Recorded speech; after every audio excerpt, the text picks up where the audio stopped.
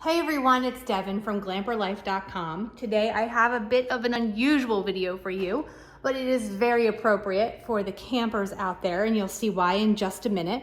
I don't typically go through small appliances and do tutorials for them, but the reason why I wanted to make this video is because you are looking at one of our absolute favorite do not leave behind items for our camper. That's right, it's our countertop ice maker. Now, there are a bunch of different brands available online on sites like Amazon. This happens to be the Magic Chef brand.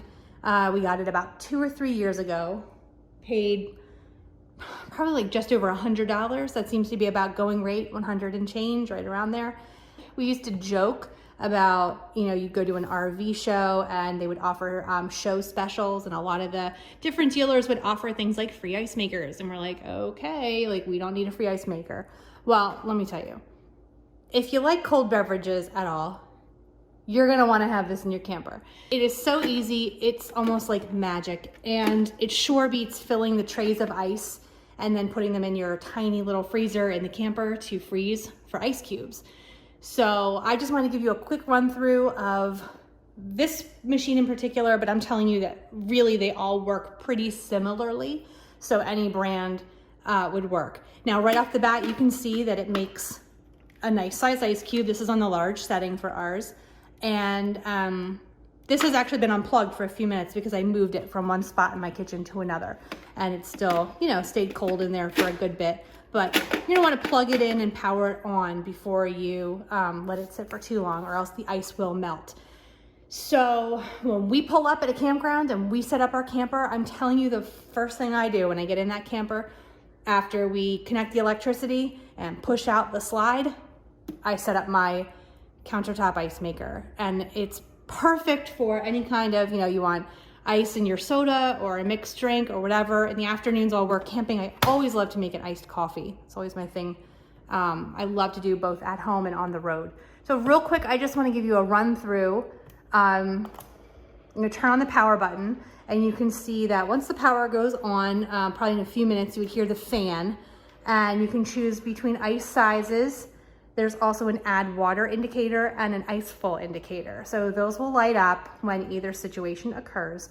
So I'm gonna go ahead and dump my ice out actually, and show you how to add water and show you how long it takes to actually make ice. So here we go.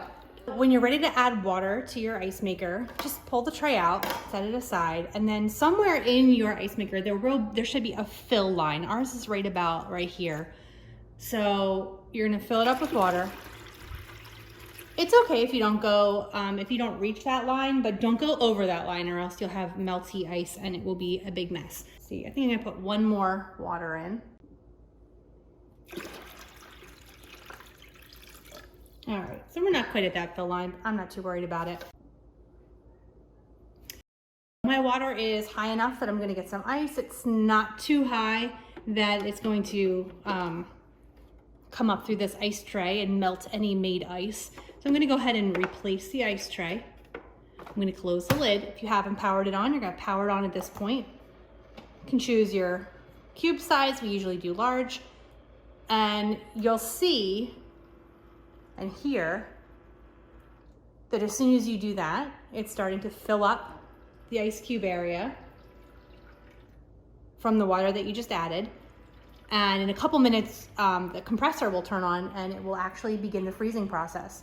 So go ahead here, and I will come back just before it's about to dump ice, and I will also let you know how long that took. All right, after just about 8 minutes, our first load of ice. And I'm telling you right now, this is totally enough ice for like a drink or whatever. It kind of does its little thing. Let's see if it'll do it while I keep it open. There it goes, dumps it in, like music to my ears. So obviously you're gonna want more ice than that, but never fear, it's already refilling, as you can hear. Oops, it's a little crooked.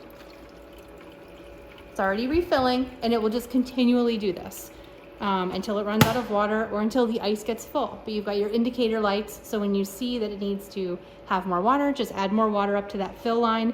And if the ice is full, take the ice out. We like to keep a gallon Ziploc bag in our freezer, and we'll just take the ice that's been made, dump it in that bag, put it in the freezer. That way you always have spare. One word of caution is this is a rather loud machine. We do unplug it every night because the first few nights that we had it plugged in, I woke up almost every single time it made ice. So that was not good. Other than that, I have to say this is truly one of the biggest like luxuries, I feel like, that we keep in our camper. Just feels luxurious having on-demand ice. No need to go to the campground store and buy a bag or figure out where to store that bag in your little freezer. Yeah, 5 thumbs up and totally worth it. So if you just bought a camper, or if you've been camping for a long time but haven't given this a try, as long as you have the counter space for it and the electric accessibility, go for it. Let me know what you think if you end up picking one up, how it works out for you, or if you have a favorite brand that you love, let me know. I'd love to hear about it. Thanks for watching.